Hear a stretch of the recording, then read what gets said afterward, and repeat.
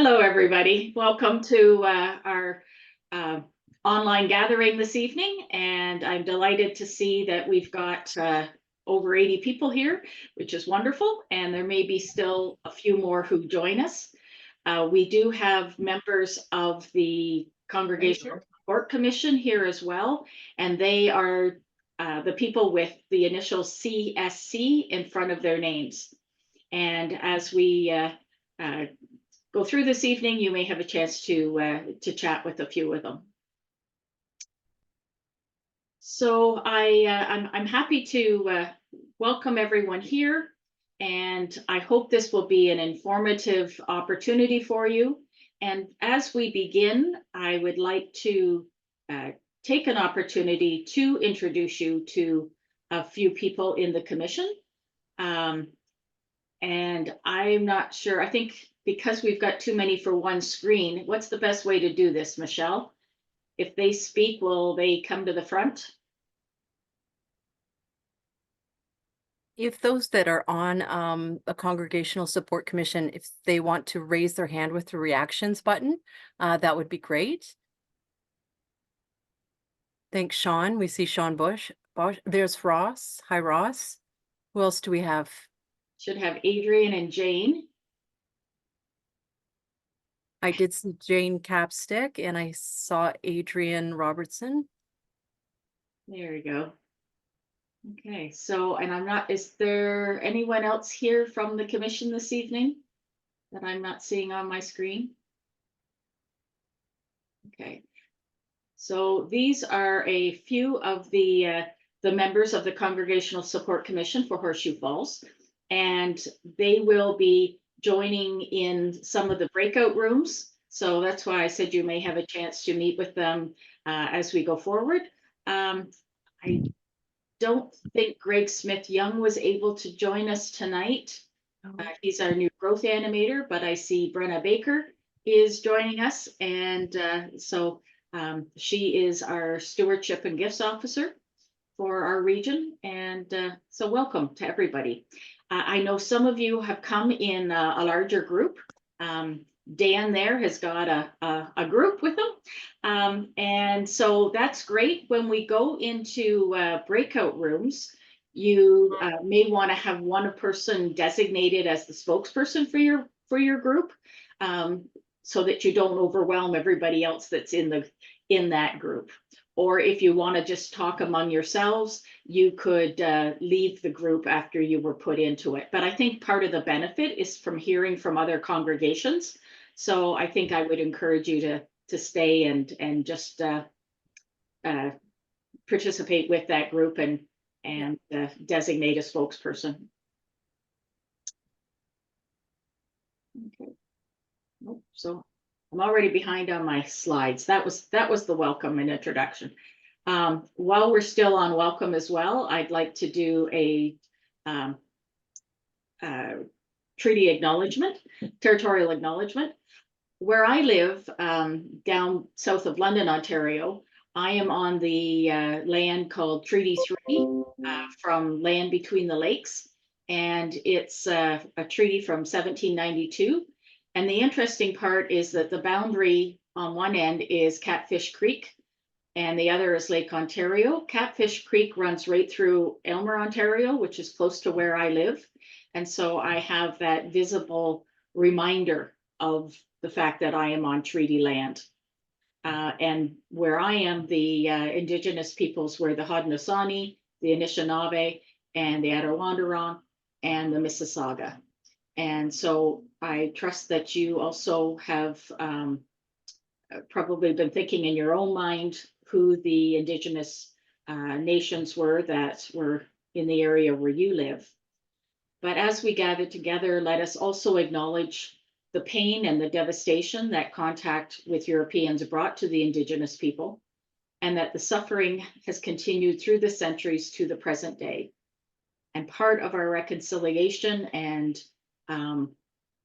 acknowledgement of territory should lead us to reflect on how we can renew our commitment to the vital work of reconciliation with the First Peoples of this land. And I will now ask you to join me in prayer. Holy One, we gather this evening as your church from many locations. We gather with people who have been faithful servants and are open to hearing from one another and listening for your spirit. May this evening be a time of reflection, insight, shared wisdom, and learning. This we pray in Jesus' name. Amen. So my guess is that when you decided to come and participate tonight, it was because you read the newsletter that went out about vulnerable congregations. And what it talked about in that newsletter were signs. And I referenced the passage, that where Jesus said there will be signs. And in other places, Jesus talked about how we have the ability to look at the sky and know, if it's red sky at night, sailor's delight, and all of those rhymes that we learned so long ago. But we do this every day. We look for signs. If you look out your window and you see some dark clouds, in the distance, you think it might rain. You don't know for certain, but there's a chance. And so you might throw the umbrella in the car. If you look out and it's completely overcast and you hear thunder rumbling, well, there's a higher chance of rain, and you might reschedule your tea time for the golf game in the afternoon. And if you look out and there is water falling from the sky, then there is no question that the weather is raining and you're going to have to take appropriate action to respond to that. So signs don't always mean something will happen. Sometimes we see those dark clouds and they blow over and we don't get rain. Sometimes we even hear thunder and don't get rain. But they can be good indicators of changing conditions.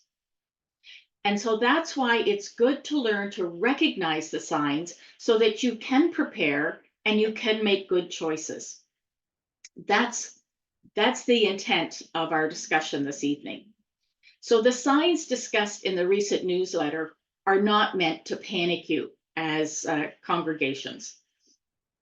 But, like the sign, if you're driving down the road and you see something that says deer crossing, again, you don't panic, but you might slow down a little and check the shoulders as you go, right?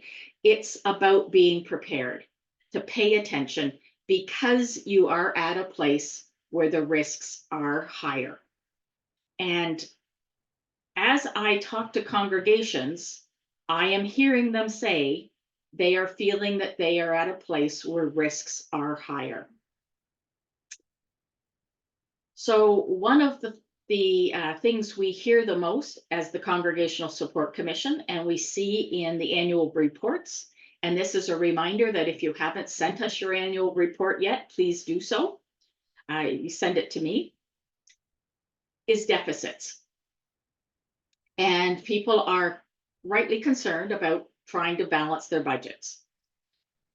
Now, the three regions went together and we hired a consulting company who does a survey of Canada revenue data to figure out what are some of the leading causes for churches closing. So basically, they did this study a few years ago.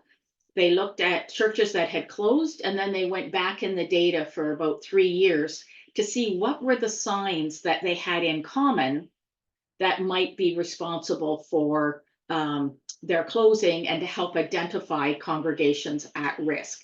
And these were congregations of all denominations. So we asked them to do the similar thing and look at the data for Horseshoe Falls, Antler River Watershed, and Western Ontario Waterways. And in that report, they explained the key warning signs that they had identified, and those were also in the newsletter that went out. One of them is an annual deficit for 3 or more years consecutively. One is annual expenses running 30% higher than revenue. Cash and long-term investments that are less than 3 times the annual deficit. So if your annual deficit's 10,000 and you have less than 30,000 in cash and long-term investments, that would be a concern. Property expenses, 30% or more than annual expenses, and staffing costs greater than 60% of total expenses. And then if there is a trend over the years of declining income and or increasing deficit, that's another concern. Now, again, this doesn't mean that those signs will automatically, I'm going to go back, those signs will automatically lead to church closure. It just means those are some of the things, the factors that they saw were common among churches who had closed. So again, these are things to watch for. And these are the pieces that are, and it wasn't just one of these, they, especially if you've had 3 or, I think I said that, 3 or more of these factors. They only looked at Canada revenue, but we also see information coming from congregations about declining numbers of their donors and volunteers, that they have an aging membership. And a lot of our sanctuaries look a lot like this one, where we have a lot more pews than we have people. And so the building basically is no longer suited for the size and the current ministry. Like maybe you needed a bigger kitchen to help with an outreach program more than you need the huge sanctuary. So those are other issues that you might want to take a look at. Does our building serve us? Is it matching our ministry? Is it costing us more than the 30% of our budget, etc.? What is happening with our membership? And then the third factor that we see as a warning sign is when people are wearing too many hats. So does anybody have a congregation where people are wearing more than one volunteer hat? Right? Yeah. Right. Some of them could probably, have to duck to get through the doorway because like this gentleman in the picture, they've got so many hats on their heads, right? One head. That's usually a sign of a lack of volunteers. And so people step up and say, okay, yeah, I'll do that. Yes, I'll chair that committee too. Yes, I'll mow the lawn. And it's great until it's not. And somebody finds that they just can't juggle that many positions, or that key person decides that they're going to go to Florida for half the year, and now you need to struggle to fill those positions.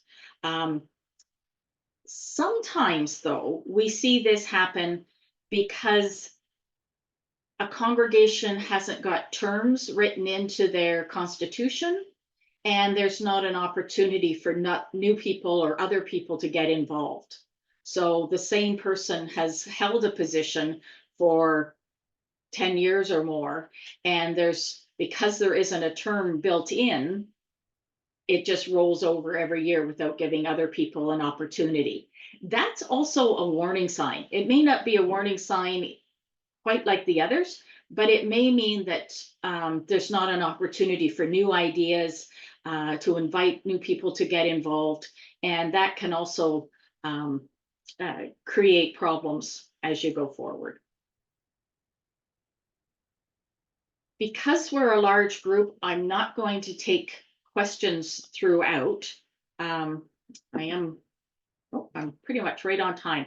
I wanted to be able to give you more time to spend in your groups.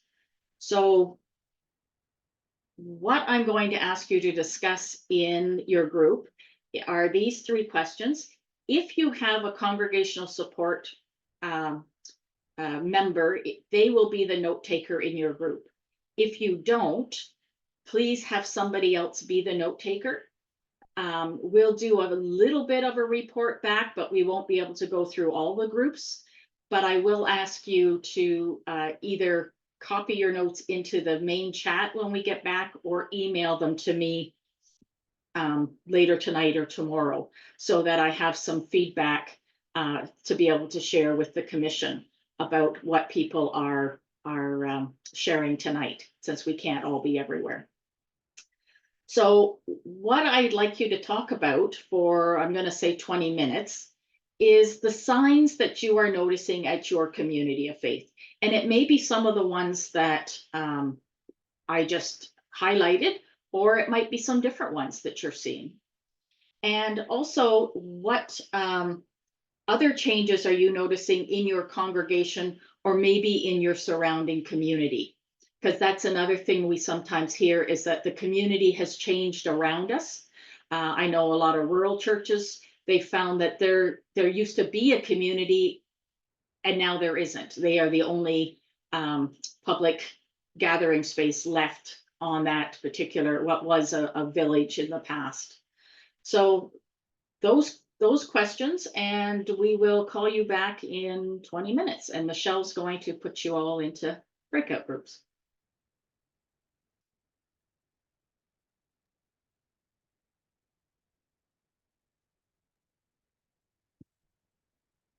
Okay, you're automatically going to move into the breakout groups, and it's going to happen right now.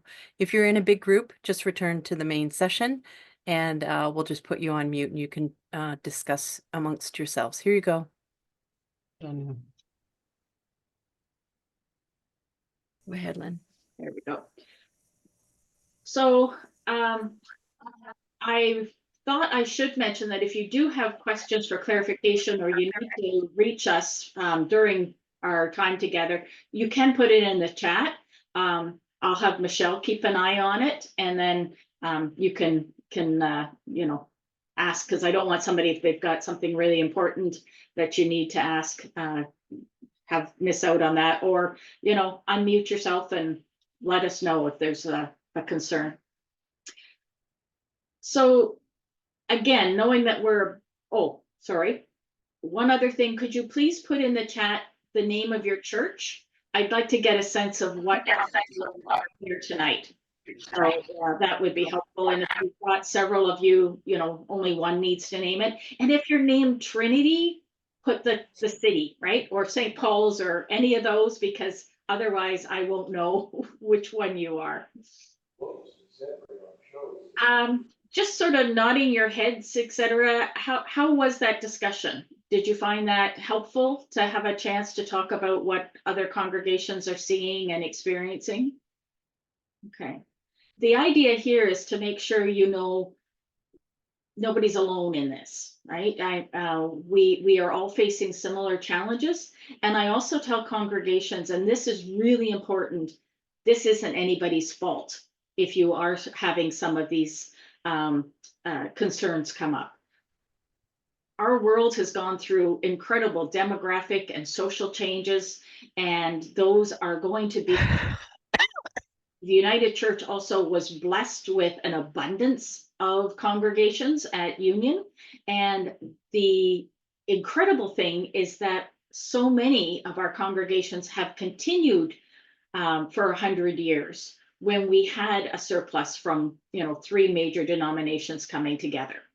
So that is something we should celebrate and not be surprised that we are starting to see more changes because of the changes that are happening around us.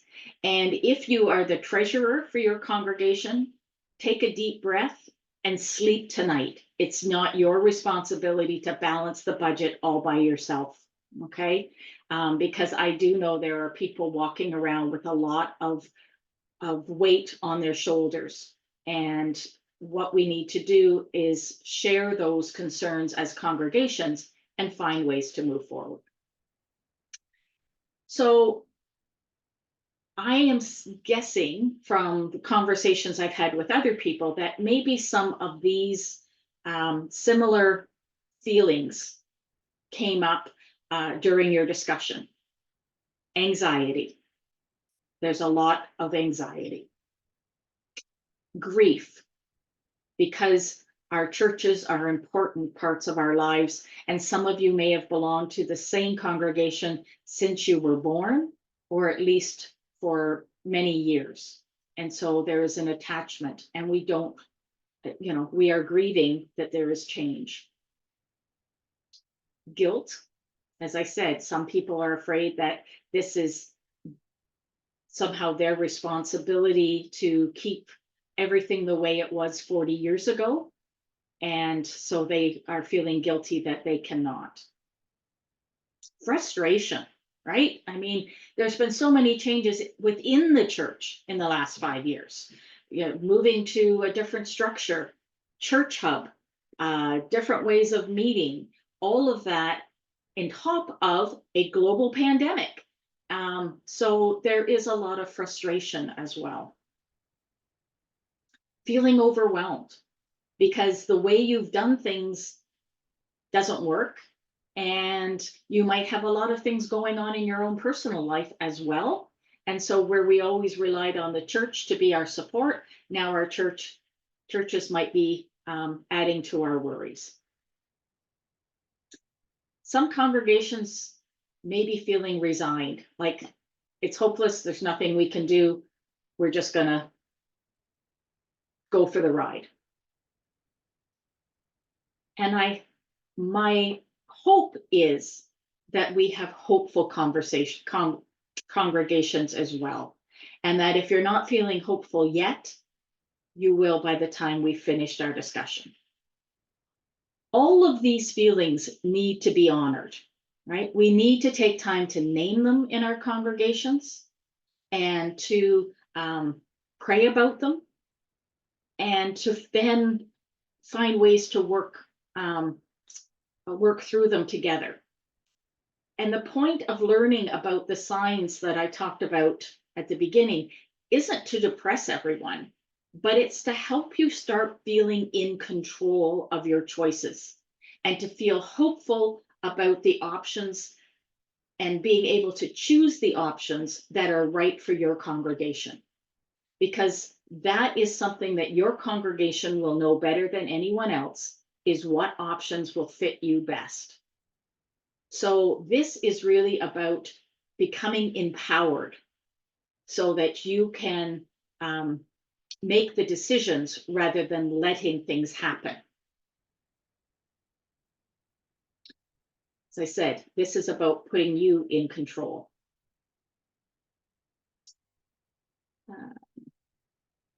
So here are some of the hopeful options that I wanted to share.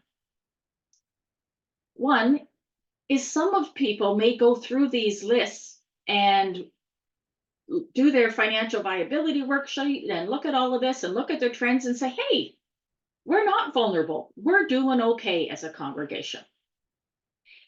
If that's the case, then maybe the next point should be, how can we help our neighbors, our other congregations around us, and how can we help maintain a united church presence in an area? Because we are seeing some areas where there are fewer and fewer churches. So we could have quite a distance between united churches in a few years. So what can we do? Maybe it's something like a satellite ministry where you have a congregation that supports another group or ministry, 30 minutes away. It might not be in a church building. It might be in rented space. It might be in space rented from other congregations. Who knows? But you would manage some ministry and some outreach and some worship there. We have an example in Antler River Watershed where Metropolitan United Church runs a campus ministry out of the what was the Fairmont United Church. And they do a lot of community outreach programs and have a Wednesday night worship service. So that kind of thing, so that, because that was the only church in that part of London, and they wanted to maintain a united church presence. So that's a hopeful option. If you are doing well, how can you help others? Collaborative ministry, especially in Horseshoe Falls, I get a lot of requests for information about collaborative ministry. And that is anytime two or more congregations work together on anything in an intentional way. So right now we've got a group of churches in the Oakville area. They've been meeting for about a year monthly, and they're doing some shared There's a shared choir service coming up. There's going to be, so they've been doing outreach programs together and, looking for ways they can work together and collaborate. Others are more formal. It's two congregations that might be sharing a ministry position. That really helps because it helps us maintain full-time ministry positions, which helps us continue to attract people to stay in ministry when they know they can get full-time work. And there tends to be more energy when you've got a couple congregations working together and sharing a minister. And we've actually got a couple of examples where we've got more than two congregations sharing staff as well. Stewardship is another hopeful option. And as I mentioned, Brenna's here. Brenna's available to help congregations explore stewardship, learn about it. And she has provided, did that slide advance? There it is. Information about how you can get in touch with her. Her email is there at the top. And then right here, B. Baker. And then there is a Getting Started in Stewardship program. There's information about bequests and estate giving and setting up giving programs. And then if you have not yet joined ChurchX, that's where all the things like the treasurer webinars and other learning programs are. And there's a course catalog there where you can find the Called to Be the Church resources as well. And Brenna is very happy to hear from everyone in terms of how she can help. So one of the other hopeful options is if you know you've got something maybe happening or is going to happen, then take the time now to do some proactive planning. Is there a way to reduce your expenses or increase income? So, for example, are there less expensive places to meet? Some congregations have sold their buildings and rent space from another congregation. As I said, it may not even be United Church, and they have their own separate services. Others have moved in with another United Church. We call it nesting, and they stay a separate congregation, but they are sharing worship. Or you might look at collaboration, which is also a way to share costs. It doesn't have to be just the minister's time you're sharing. You might be sharing an organist. You might be sharing an office administrator or a bookkeeper. So those are options as well that can help you reduce your expenses. We have a lot of churches in Horseshoe Falls who are exploring redeveloping their property and working with Kindred Works. That's an option, but that's a longer range option. That's going to take 5 years plus before you see an income stream for that. So not a quick fix. But if you're looking ahead now, you might have enough time to start something like that and have that income stream when you need it. We have a new program called Growth Animators, and Greg Smith Young is the growth animator for our 3 regions. And he is available to help you refocus your ministry and see how you might be able to add new perspectives and new energy to your ministry. He doesn't come with, bags of money and a busload of people that can, increase your membership and balance your budget. But he does have resources and time to share. And you can reach out to him, and if he's working with your congregation, there's not a fee for that. This is a general counsel position. So his contact information, Michelle, I think, can put it in chat, and it's also on the website. Amalgamation. A lot of confusion around amalgamation, but it can be wonderful. Everybody says, oh, it's so much work. Yes, there is some work, which is why we say you need to start early. Also, you can't just walk up to a church and try to amalgamate with them. Everybody has to be on board. You have to get to know each other. But for those who have amalgamated, I hear stories about how happy they are to have more people together. There's more energy, there's more people for the choir and for other outreach programs, and it works really well. So it is a way to have a new beginning. Um, and then disbanding is also an option that can be done really, really well when it has to. Um, it's a transition from your active ministry to a legacy ministry where the assets of the congregation continue to support ministry um, beyond. And it's like the ripples in the pool, it just keeps going out. And so in Horseshoe Falls, when a congregation disbands, they can select United Church Ministries of their choice for up to 33% of their assets. Could be camps, other churches, um, mission and service projects, whatever United Church Ministries are important. And then the remainder also supports things like mission and service, archives, Indigenous ministries, and Horseshoe Falls Ministries itself, Regional Council. But you need time to do all those things. Disbanding also takes at least a year to do it really well. Some congregations have done it in shorter time, but if you really want to celebrate. So that's important as well. Oh, sorry, I got talking and forgot to click. So those are the hopeful options. So what I am going to do now is invite you again into small groups. And how are we doing time wise? Oh, we're not doing too bad at all. So again, we'll give you 20 minutes. Again, if you've got a CSC member, they'll take notes.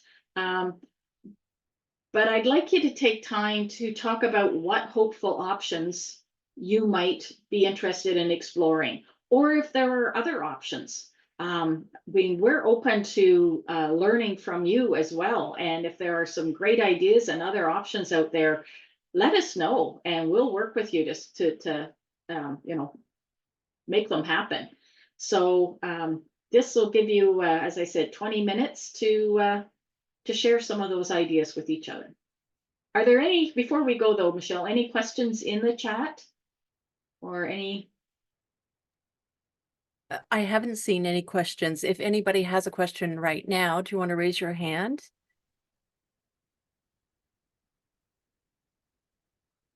No? Okay. We're going to go into breakout rooms. You're going to be talking with the same people you were with last time. And I'm going to open them now. So welcome back, everybody.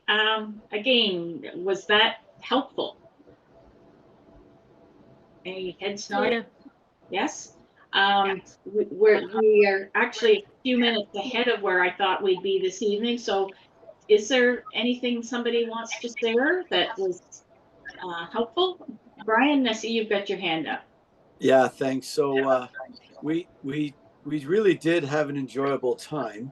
So I'm from Dunnville, and I met some people from Applewood in Mississauga who know my aunt and uncle. Who my uncle passed away. My aunt's in an old age home there, and so it's been really fun getting to know the others and some from the nearby area here in Pelham and around not far from my area. You know, we have my daughter plays organ and is taking organ lessons from one of the other church's organist who's a real old pro. And so it's been lots of fun, and it has been interesting listening to other churches. You know, we sound like we're really all in the same boat. You know, nobody wants to close their church and amalgamate with the neighbor church because they each like their church. I mean, our church is better, of course, than the other church. Of course, I was born into our church. Not that I wouldn't mind going to the neighbor's church, but you know how that goes. It's not easy to do. So it has been enjoyable, and we're doing similar things. We're renting out our facilities that we have room for to other you know, one of them's a food grains bank, which doesn't generate much money, but it's a great service to the community. And you know, Montessori school, daycare. Ours is a learning center. So lots of these things are certainly helping our communities, but our churches are certainly getting smaller and aging. And I don't know. I think we're all figuring out those things to do to postpone the inevitable. But like our minister said, we're all walking down the road to Jerusalem. We're all walking together. Well, and thank you, because as I said, I understand our attachment to our congregations, although I can assure you that God shows up at those other churches too. But and one of the reasons we like amalgamation is because congregations go as a group, as a community, to share with another congregation. But the other thing is that the saddest thing I have seen are congregations that have left it to the point where they don't have time to make good decisions.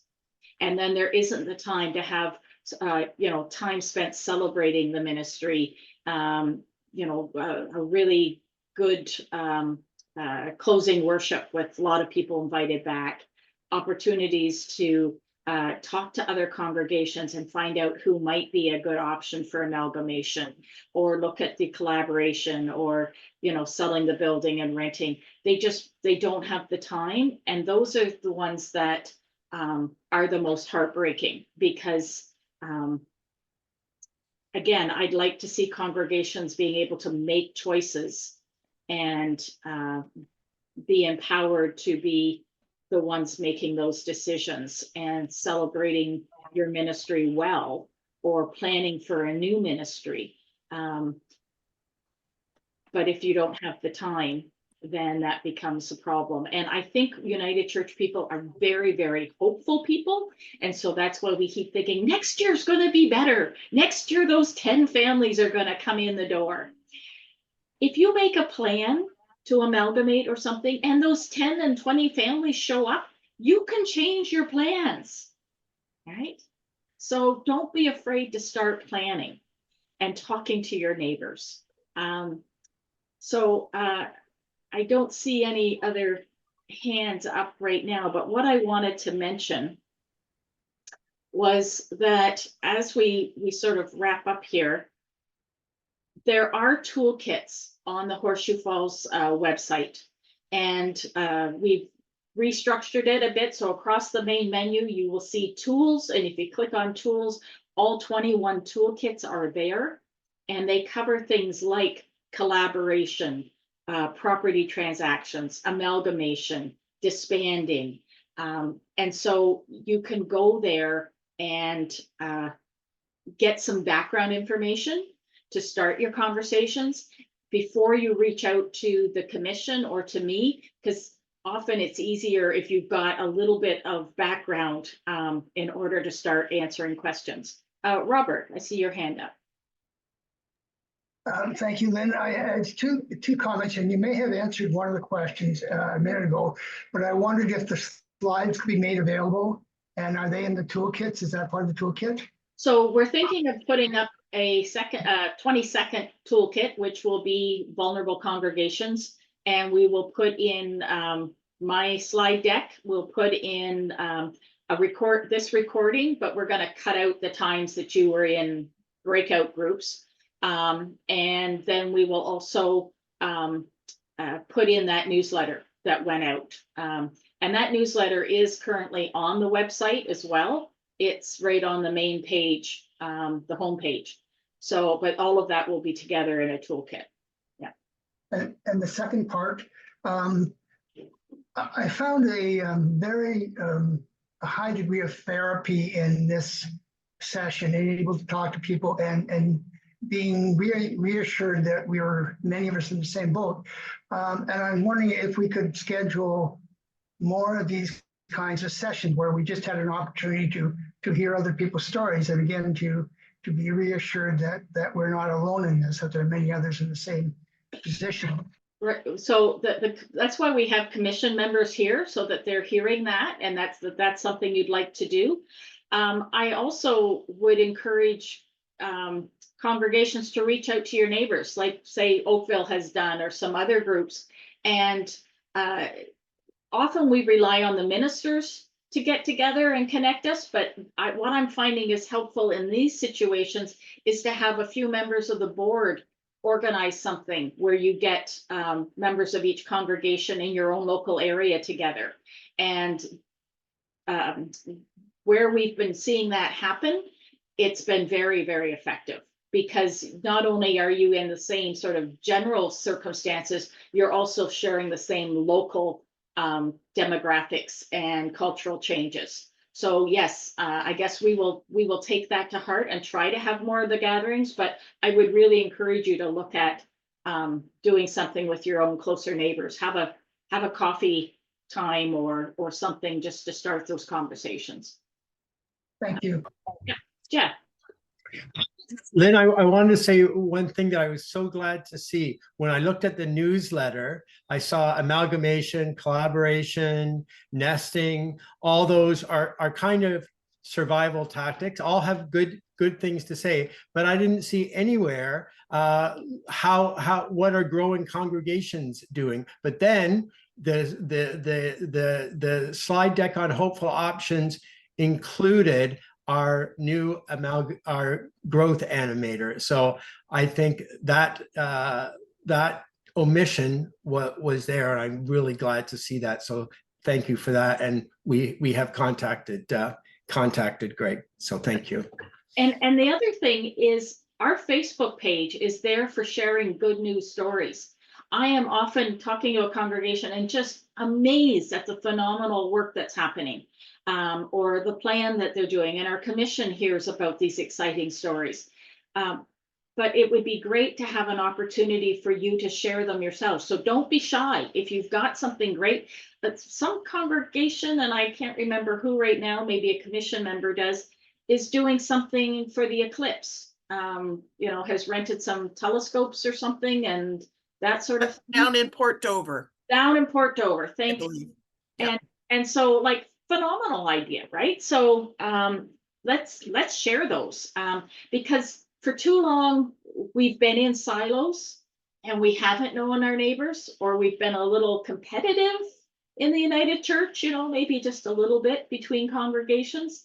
And I think it's time to let that go, right? We have to work together. We have to maintain the United Church presence, because I believe we have something unique and deeply needed for our communities and for the world.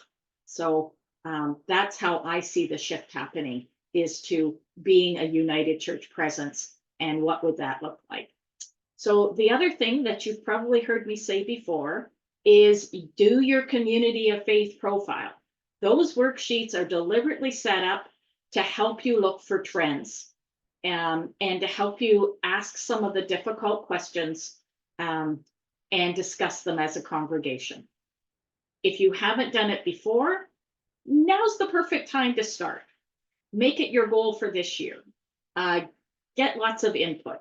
They are in Toolkit 2. The worksheets are there. There's a financial one, a demographic one. The real property one just basically wants to know if you have a manse or a cemetery. And then there's the living faith story, which is your ministry priorities. And maybe those have shifted. Maybe now your ministry priorities are saying, hey, we're a strong congregation. One of our priorities now is going to be helping maintain that United Church presence by working with our neighbors. And then we often forget to say, use your spiritual practices as part of your discerning, right? If you don't have ministry personnel, reach out to Kathy Douglas, who is Faith Formation. Reach out to a neighboring congregation. Pick up some books on spiritual direction. Reach out to the Congregational Support Commission, to Adrian and I. And, remember that in all of this discernment, God is present, and we should be inviting the Holy Spirit to help guide us as we go forward. And then also, reach out to the regional council commissions and the staff. So there's the 3 commissions: discipleship and justice, human resources, and the Congregational Support Commission. And the staff, again, all of our contact information is on the website. And we are here to assist congregations. And I didn't talk a lot about human resources, but again, we have a lot of lay-led congregations, and that can be really a great way for a community of faith to function. But it is more challenging. There has to be more volunteer organization.